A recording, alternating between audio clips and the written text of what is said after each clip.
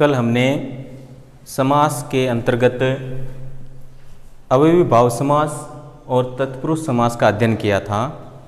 आज समास का तीसरा प्रकार पढ़ेंगे जो कर्मधारय समास है, जिसकी परिभाषा है जिस समस्त पद का विशेषण और विशेष्य का भाव होता है या उपमान और उपमेय का भाव होता है, उस समस्त पद में कर्मधारय समास होता है। उदाहरण के लिए जैसे कमल नयन शब्द है,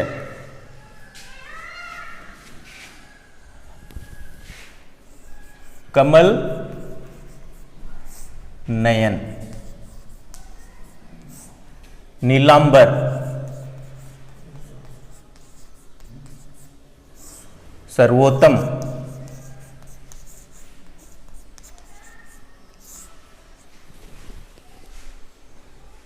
जैसे कमल नयन है तो इस समस्त पद का हम समास विग्रह करेंगे तो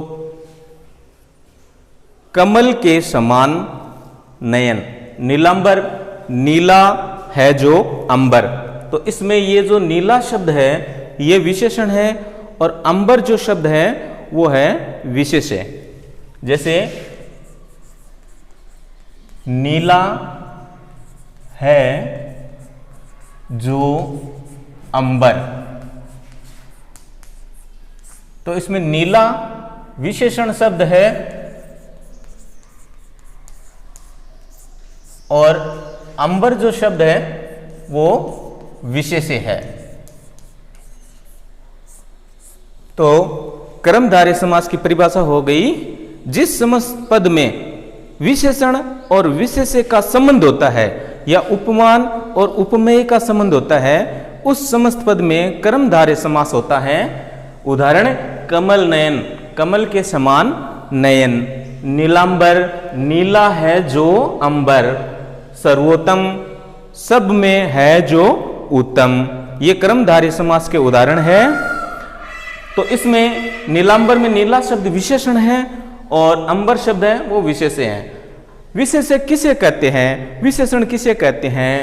ये विशेषण जो संज्ञा एवं सर्वनाम की विशेषता प्रकट करने वाले शब्द होते हैं उन्हें विशेषण कहते हैं। इसके और भी कुछ उदाहरण है, जैसे महात्मा है, महाजन है। तो बच्चों, जिस समस्त पद में विशेषण और विशेष्य का भाव हो या उपमान और उपमेय का भाव हो, उस समस्त पद में कर्मधारय समास होता है। अगला समास है द्वंद्व समास। द्वंद्व समास का मतलब होता है, द्वंद्व का अर्थ होता है ऊहापोह है, या एक तरीके से सोचें तो विलोम या पूरक। द्वंद्व यानी जिस समास में दोनों ही पद प्रधान हो, जिस समस्त पद में दोनों ही पद प्रधान हो और योजक चिन्ह के द्वारा जुड़े हुए हो। जैसे माता पिता, माता पिता, दाल रोटी, गुरु शिष्य,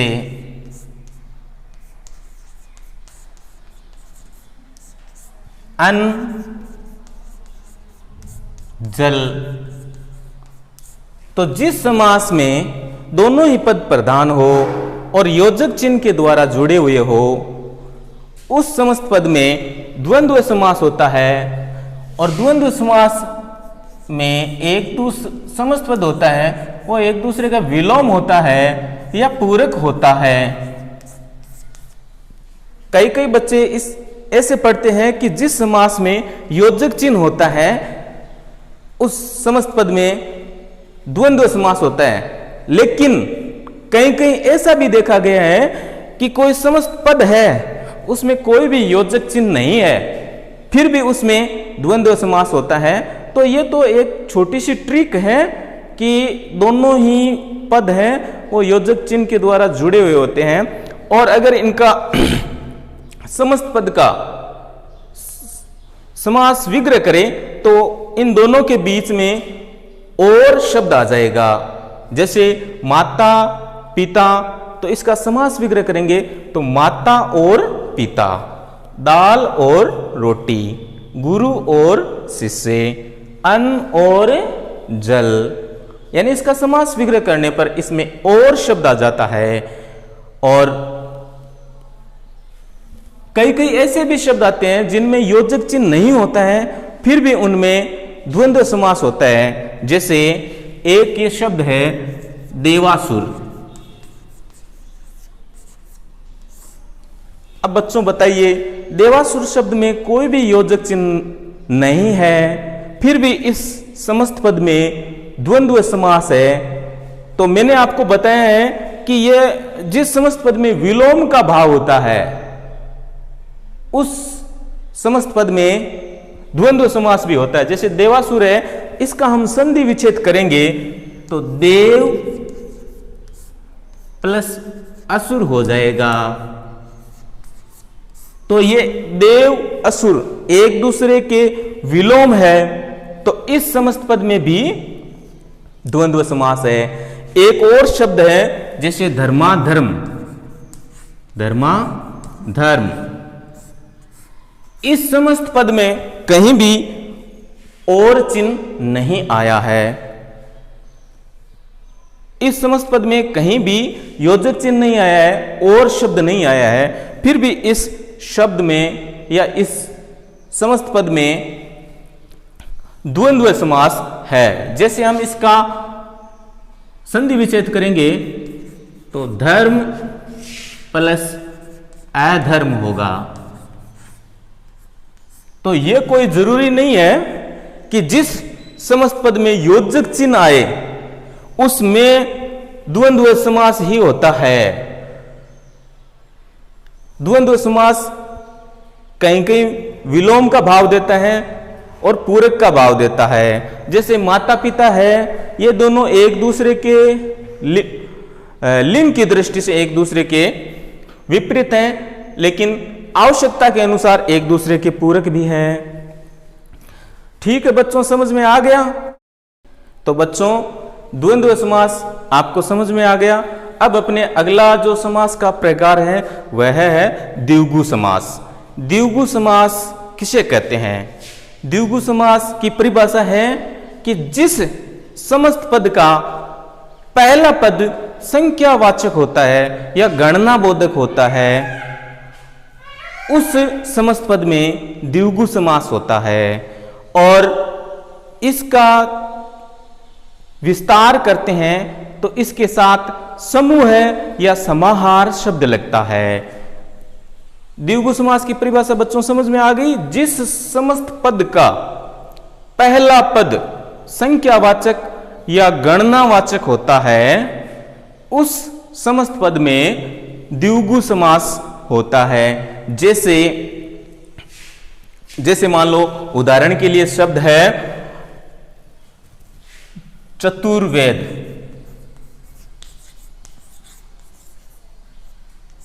चतुर्वेद, चतुर्वेद शब्द का हम समास विग्रह करेंगे तो इसका समास विग्रह होगा चार वेदों का समूह है। चार वेदों का समूह है या समाहार। इसी प्रकार अगला उदाहरण लेते हैं चौराहा। जैसे चौराहा शब्द है तो उसका समास विग्रह करेंगे तो चार राहों का समूह है। अगला उदाहरण देखो, जैसे त्रिभुज। त्रिभुज का हम समास विग्रह करेंगे तो तीन भुजाओं का समूह है या समाहार।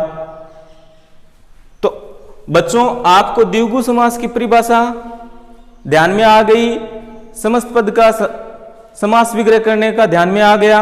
अब अपने अगला जो समास का प्रकार है वह है बहुब्रीहि समास। बहुब्रीहि समास में क्या होता है?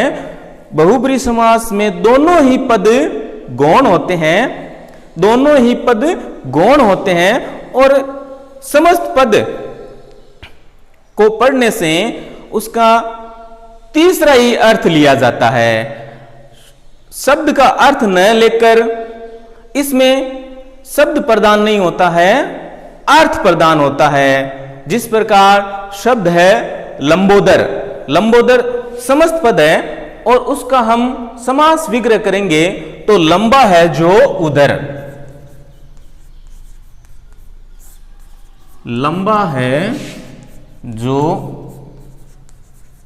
उधर, उधर का मतलब पेट होता है बच्चों, अर्थात गणेश।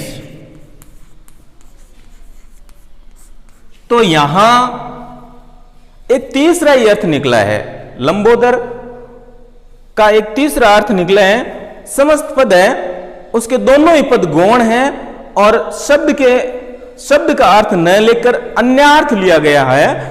तो जिस समस्त पद में दोनों ही पद गौण हो और शब्द का अर्थ न लेकर अन्य अर्थ लिया जाता है, वहां बहुब्री समास होता है। बहुब्री समास में प्राय देवी देवताओं के नाम आते हैं, जैसे चतुरानन, चार है आनंद जिसके, नीलकंठ, नीला है कंठ जिसके अर्थात शिव। तो बच्चों बहुब्री समास में प्राय देवी देवताओं के नाम आते हैं। आज हमने समास के 4 प्रकार पढ़े और इससे पूर्व हमने समास के 2 प्रकारों का अध्ययन कर लिया था। आशा है आपको अच्छे तरीके से समास समझ में आ गए होंगे। धन्यवाद।